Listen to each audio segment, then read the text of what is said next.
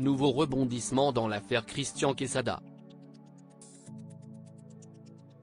Après avoir brillé à la télévision lors de l'émission des 12 coups de midi sur TF1, ce dernier a été poursuivi pour corruption de mineurs et détention d'images pédopornographiques avant d'écoper de 3 ans de prison en 2020.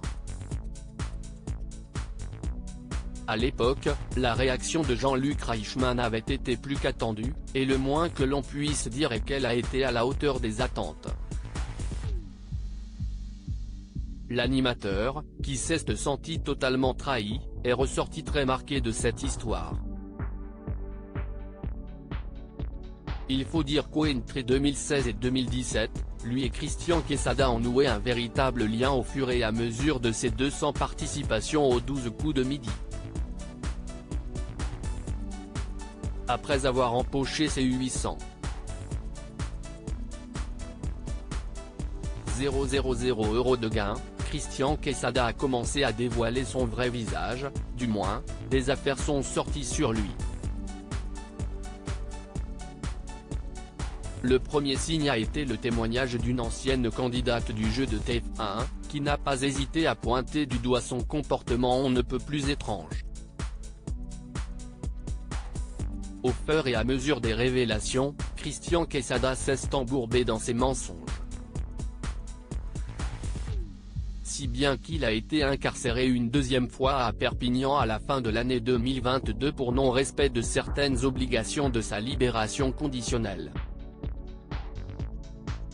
Sorti de prison ce mercredi 19 octobre 2022 après seulement 3 semaines derrière les barreaux, il a décidé de rompre le silence. Il reste de nombreuses zones d'ombre autour de Christian Quesada ainsi, ce jeudi 27 octobre, la chaîne C8 a diffusé un documentaire totalement exclusif pour retracer chronologiquement toute l'affaire Christian Quesada. Mais quelque chose a tiqué auprès de nombreux connaisseurs de l'histoire.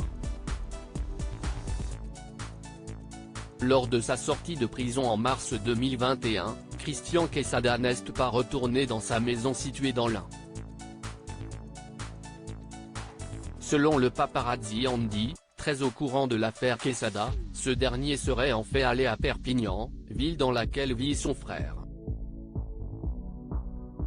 Alors, le photographe a décidé de se rendre à l'adresse connue, située dans un quartier résidentiel.